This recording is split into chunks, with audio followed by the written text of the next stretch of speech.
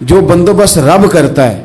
آزمائش آ جاتی ہے, بڑے بڑوں پہ آ جاتی ہے, لیکن بعض اوقات بڑی تکلیف ہوتی ہے جب اس بندے کو لوگ کٹہرے میں کھڑا کر دیں جس کا جرم ہی کوئی نہیں, اس شخص سے لوگ سوال جواب شروع کر دیں جس بیچارے کے خیال میں بھی وہ بات نہیں.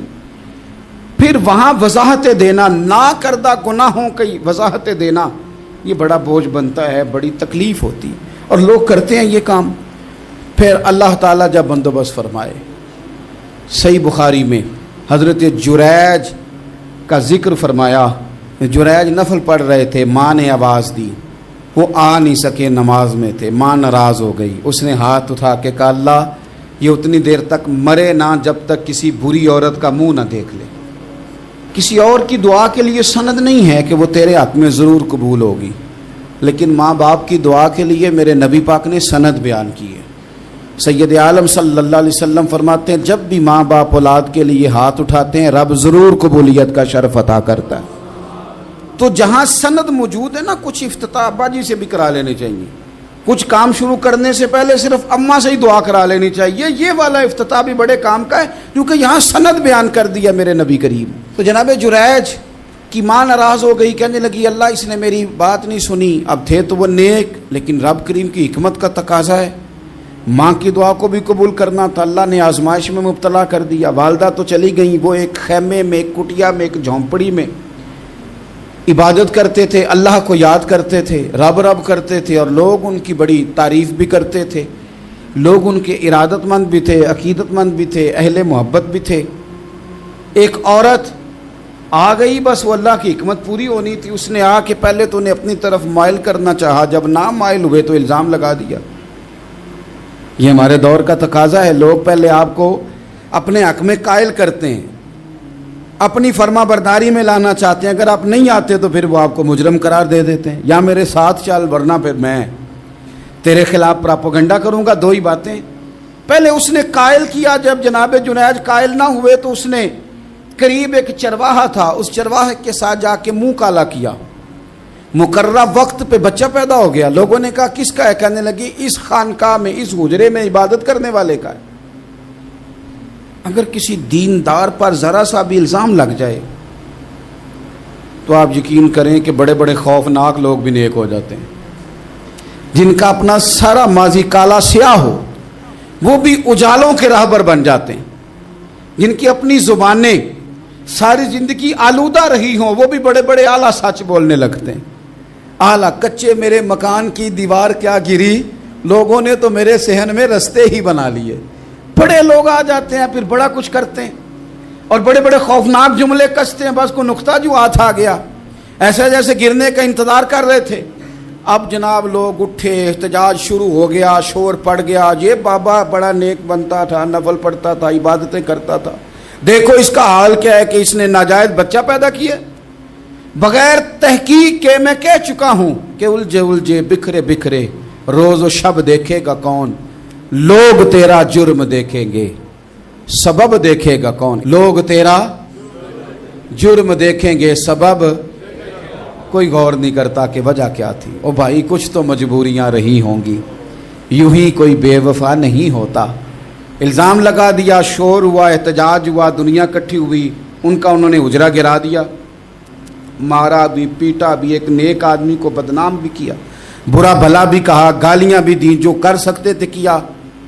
اب جب سزا دینے لگے نا تو جناب جریج کہنے لگے تھوڑی سی اجازت دیتے ہو, مار تو تم نے دینا ہی ہے. کہا جناب ٹھیک ہے دیتے ہیں. انہوں نے کہا صرف 2 نفل پڑھنے ہیں. اب وہ نفل پڑھ رہے تھے تو لوگ اس وقت بھی کہہ رہے تھے فراڈ ہی کر رہا ہے, دھوکہ ہی دے رہا ہے. چونکہ ذہن بن گیا نا, بدگمانی آ گئی. انہوں نے 2 نفل پڑھ کے ہاتھ اٹھائے, کہا اللہ جانا تو میں نے ہے, پر اس رسوائی کے ساتھ جنازے تک نہیں خراب ہو جاتے, قبریں تک نہیں لوگ بدنام کر دیتے. کہ اللہ جانا تو ہے, پھر اس رسوائی کے ساتھ تو میری مدد فرما. اب تو میرا کیس تیری ہی عدالت میں ہے, تو رحمت کا دروازہ کھول. ہاتھ اٹھائے, دعا مانگی, نفل پڑھے, پورے مجمع پہ نظر دوڑائی, کوئی نہیں تھا سپورٹ کرنے والا. کل تک جو کہتے تھے نا تیرے لیے جیئیں گے, تیرے لیے مریں گے, ساری عمر ہی آٹا گدا ہے. لکھاں کیتے نہیں پیڑے, اب وقت آیا تے محمد بخشا کوئی نہیں ہو بیٹھا نیڑے, ایک بندہ بھی نہیں تھا, ووٹر سپورٹر ساتھ دینے والا کوئی نہیں تھا. تو جناب جنید بچے کی طرف اشارہ کر کے کہنے لگے کوئی نہیں بول رہا, تو ہی بول کے بتا دے تیرا باپ کون ہے, تو ہی بول کے بتا دے کون ہے. اللہ اکبر. میرا رب جب چاہے تو بچے بولتے ہیں, رب چاہے تو گونگے بولتے ہیں, رب جب چاہے تو پھر پتھر بھی بولتے ہیں. جب کہا نا تو ہی بتا تو بچہ بولا, اور بول کے کہنے لگا میرا باپ جریج نہیں, میرا تو وہ ہے جو بکریاں چرانے والا ہے, وہ میرا باپ. جب رب کریم نے توفیق دی تو بچہ بول پڑا. جب رب بندوبست کرتا ہے کسی کی عزت کی حفاظت کا تو پھر کوئی اسے رسوا کر سکتا. یاد رکھنا جب رب محافظ ہو تو پھر لوگوں کا پراپوگنڈا وہاں کچھ کر سکتا. لوگ کئی دفعہ بڑا گہرا جال بنتے ہیں, سازش کا رنگ بڑا گہرا ہوتا ہے, عام سادے آدمی اس کو سمجھ نہیں پاتے, اس پراپوگنڈے کا حصہ ہو جاتے ہیں, انہیں پتہ ہی نہیں چلتا یہ بات دراصل کیا کی جا رہی ہے. یہ کتنی گہری حسد کی آگ ہے جس کو لوگ بغض کے ساتھ ہوا دے رہے ہیں, اپنی عداوت کے ساتھ اس کو زیادہ جلا رہے ہیں. حضرت سیدنا عائشہ صدیقہ رضی اللہ تعالیٰ عنہ بیان کرتی ہیں, اور لطف کی بات یہ بھی بخاری میں موجود ہے. میں نے جناب جنید کا قصہ عرض کیا تو بخاری سے, یہ عرض کر رہا ہوں تو بخاری سے. یہ واقعہ میں حضور کی امت کے کسی ولی کا بیان کرتا تو لوگوں نے کہنا تھا ہماری سمجھ میں نہیں آتا. بعض لوگوں کا خیال ہے کہ داتا صاحب کی کرامت بھی نبی پاک کی بیان کریں. او خدا کے بندوں کو خیال کرو, داتا صاحب تو کئی سو سال بعد آئے ہیں, وہاں اگر کوئی کرامت ہوگی تو حضور بیان کریں گے. اگر نبی کریم نے پچھلے بنی اسرائیل کے ولیوں کی کرامتیں بیان کر کے تمہیں بتائی ہیں تو اس کا معنی یہ ہے کہ اگر وہاں اللہ یہ شان عطا کر سکتا ہے تو تم تو امتوں کی سردار امت ہو, ان پر تو نیرا فضل ہے, تم پر تو رب کا فضل کبیر ہے. تو بس لوگ سمجھنے کو تیار نہیں, پچھلوں کی مان لیتے ہیں. جناب آصف بن برخیہ کی کرامت جو سورہ نمل میں آئی وہ تو مانیں گے, پر غوث پاک کی کرامت یہ پتہ نہیں عجیب فلسفہ ہے, اور کس طرح کا فلسفہ ہے یہ سمجھ سے بالاتر ہے کہ بنی اسرائیل کا کوئی ولی ہو تو اس کی کرامت ہو سکتی ہے, اور نبی پاک کی امت کا ہو تو اس کی ہو ہی نہیں سکتی. کیا معنی ہے اس بات کا؟ اور لوگ ہیں کہ داد و تحسین دے رہے ہیں, واہ واہ کر رہے ہیں. اللہ تعالیٰ سمجھنے کی توفیق عطا فرمائے. حضرت عائشہ صدیقہ رضی اللہ تعالیٰ عنہ فرماتی ہیں ایک عورت تھی اور اسے نبی پاک صلی اللہ تعالیٰ علیہ وسلم نے وہ کلمہ پڑھ کے مسلمان ہوئی, مدینہ طیبہ آ گئی تو حضور نے مسجد نبوی شریف میں اس کے لیے مکان, ایک سادہ سا کمرہ ساتھ مسجد کے بنوا دیا, وہیں رہنے لگی. اکثر وہ سیدہ طیبہ کے پاس آتی تو حضرت عائشہ صدیقہ رضی اللہ تعالیٰ عنہ فرماتی ہیں وہ بڑی باتیں سناتی اور آخر میں کہتی وہ ہار والا دن بھی بڑا عجیب دن تھا, اور میرے رب کی قدرتوں کا دن تھا, وہ بھی بڑا عجیب دن تھا. سیدہ عائشہ صدیقہ رضی اللہ تعالیٰ عنہ ایک دن فرمانے لگی کہ تو ہار والے دن کا بڑا ذکر کرتی ہے, وہ کیا دن تھا؟ تو خاتون کہنے لگی اماں جی وہ دن تھا جب میرے رب پر بھروسہ اور مضبوط ہو گیا, جس دن میرا اپنے رب پر توکل اور بڑھا, میرے ایمان میں یقین میں اور پختگی آئی. کہنے لگی میں ایک گھر کی کنیز تھی, نوکرانی تھی, اس گھر میں ایک بچی تھی جس کے پاس سونے چاندی ہیرے جواہرات کا ہار تھا. اس زمانے میں نا چمڑے کے اوپر لوگ ہیرے جواہرات لگاتے تھے, کئی دفعہ سرخ رنگ کے چمڑے پہ لگائے جاتے تھے. وہ بچی پہنتی تھی تو کہتی ہیں وہ بچی کے اس نے اتار کے رکھا یا اس سے گرا وہ ہار تو چیل اسے اٹھا کے لے گئی گوشت سمجھ کے, اور میرے سامنے اٹھا کے لے گئی. گھر والوں نے مجھ سے پوچھا, یہ بخاری میں موجود ہے, گھر والوں نے پوچھا مجھ سے کہ وہ ہار کہاں ہے, تو میں نے کہا چیل اٹھا کے لے گئی. گھر میں کچھ چوری ہو جائے تو سب سے پہلا الزام کس پہ لگتا ہے؟ ملازمین پہ. کہتے انہوں نے مجھے بڑا مارا, بڑی تکلیف تھی, حتیٰ کہ میری شرمگاہ تک کی تلاشی لی, میری عزت اتنی خراب کی میں بتا نہیں سکتی. میں نے اپنی زندگی میں ایک واقعہ دیکھا, ایک امیر گھر میں چوری ہو گئی, ملازم کو اتنا مارا کہ وہ چارپائی پہ پڑ گیا. پولیس والوں سے اتنی مار پروائی گئی کہ وہ بیچارہ چارپائی پہ پڑ گیا, اور پھر وہ اتنا بیمار ہوا, اور کچھ دنوں کے بعد پتہ چل گیا کہ چور تو اپنا بیٹا ہے ان کا. پھر اس کا انتقال ہو گیا. اب وہ سیٹھ صاحب اور گھر والے آ کے مرنے والے کے کان میں معافیاں مانگ رہے ہیں, کان میں تو میں نے ان سے پھر کہا تھا کہ یہ تو اب چلا گیا ہے، تمہارا زور چلتا تھا نا، تو تم نے قانون خریدا اور تم نے اسے جتنا ہو سکا تم نے اسے مار پڑوائی، تمہارے پاس جو عدالتیں تھیں تم نے وہاں کارروائی کی، اب ایک عدالت قیامت کے دن لگے گی۔ یہ کمزور تھا نا، کچھ کر نہیں سکا۔ میرے نبی پاک صلی اللہ علیہ وسلم نے فرمایا سن لو، اگر سینگ والی بکری نے بغیر سینگ والی بکری کو تکلیف دی ہوگی نا تو قیامت کے دن اسے بھی بدلہ دینا پڑے گا کہ تیرے پاس سینگ تھے اور تو نے اسے مارا تھا۔ وہ خاتون عرض کرتی ہے سیدہ عائشہ کی خدمت میں کہ مجھے بڑا مارا، مجھے تکلیف دی، میں کہہ رہی تھی کہ میرے سامنے چیل لے گئی ہے پر وہ نہیں مان رہے تھے، اماں جی انہوں نے مجھے بڑا مارا۔ حضرت عائشہ صدیقہ کہتی ہیں پھر کیا ہوا؟ کہنے لگی اماں جی جب کوئی میرا مددگار نہ رہا، مجھے تکلیف دے رہے تھے، رسوا کر رہے تھے، تو میں نے اپنے رب سے مدد چاہی، میرے رب کی طرف میں نے توجہ کی، میں نے کہا مالک اب تو ہی میرا مددگار ہے۔ کہتی ہے وہ مجھے مار رہے تھے تو وہ چیل جو ہار لے گئی تھی وہی لے کے واپس آ گئی، اور ہمارے سروں کے قریب لا کے اس نے جب اس ہار کو پھینکا وہ مجھے چھوڑ کے سائیڈ پہ ہوئے، وہ میری بے گناہی جان گئے، لیکن آپ کو بتاؤں اس دن سے میرا اپنے رب پر یقین اور بڑھ گیا۔ مجھے سمجھ آ گئی کہ جب انسان پورا ٹوٹ جاتا ہے اور جب کوئی چاروں جانب اس کا مددگار نہیں ہوتا تو رب تو ہوتا ہے نا، اللہ تو اس کا مددگار ہوتا ہے نا، وہ تو پھر اپنے اس بندے کی مدد کرتا ہے نا، پھر وہ تو توانائی دیتا ہے نا، وہ تنہا نہیں چھوڑتا، وہ تو آنسوؤں والوں کے آنسوؤں پہ بڑا کرم فرماتا ہے، وہ تو قسم پرسی میں آ جاتا ہے، اس کی رحمت بڑھ کے استقبال کر لیتی۔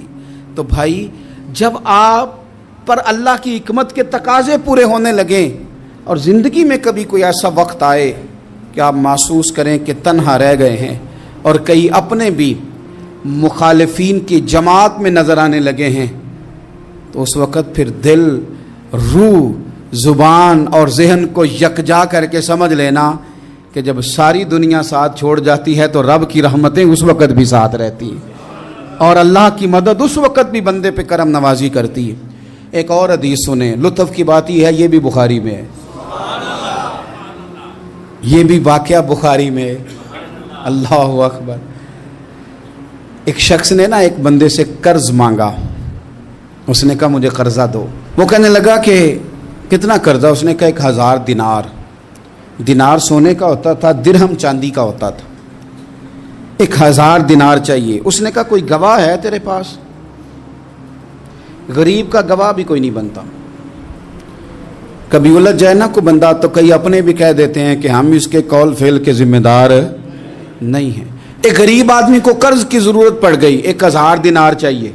میں کہہ چکا ہوں کہ درہم چاندی کا ہوتا تھا، دینار سونے کا، اب 1000 دینار لینا ہے۔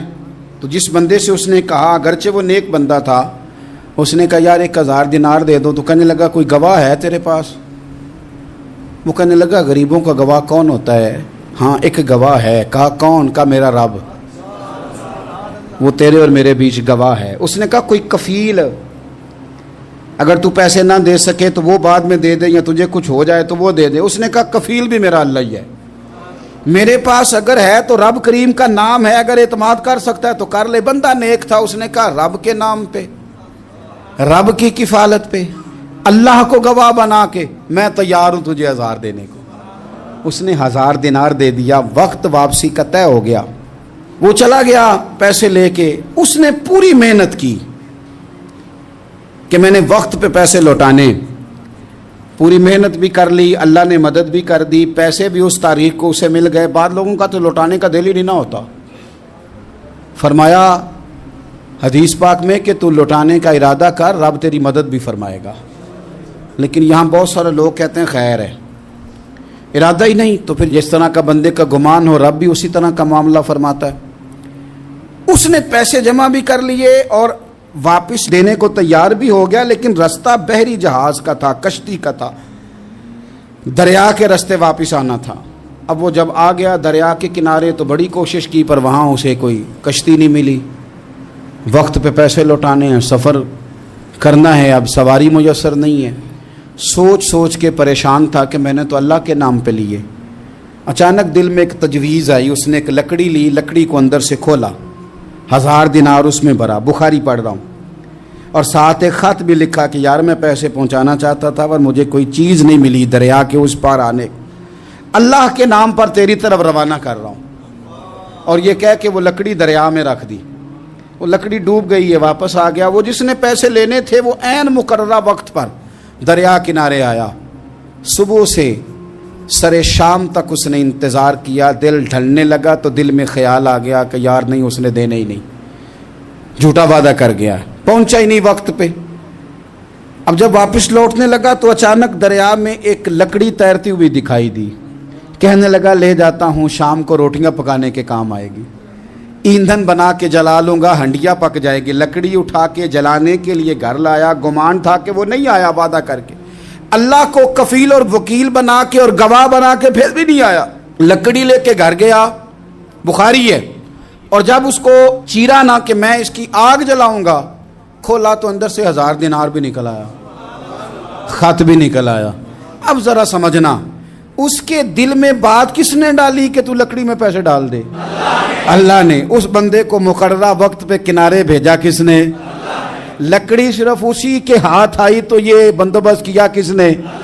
اللہ نے۔ گھر جا کے چیری تو پیسے بحفاظت اس تک پہنچائے کس نے؟ تو پھر ہمیں بھی توجہ اللہ کی جانب ہی کرنی چاہیے، ہمارے پہ دل کی توجہ رب کی طرف ہی ہونی چاہیے نا، ہمیں ادھر ادھر جانے کی، دیکھنے کی، بندوں پر غور کرنے کی ضرورت کیا ہے؟ وہ پیسے پہنچ گئے، یہ وہاں اپنی جگہ پہ پریشان تھا، اس نے 1000 دینار اور جمع کیا۔ پھر دوبارہ ایک دن دریا کنارے آیا، کشتی مل گئی، بیٹھ کے اپنے اس بھائی کے پاس آیا، کہنے لگا دیکھنا مجھ پر بدگمان نہ ہونا، پیسے اس تاریخ کو بھی جمع کر لیے تھے، دریا پہ آیا تھا پر کشتی نہیں ملی تھی، پھر میں نے نا لکڑی میں ڈال کے خط ڈال کے تیری طرف بھیج بھی دیے تھے، لیکن آج میں پھر لے کے آ گیا ہوں۔ وہ کہنے لگا خوش ہو جا، جس رب کو تو نے میرا اور اپنا گواہ بنایا تھا اس رب نے میرے تک پہنچا بھی دیے ہیں۔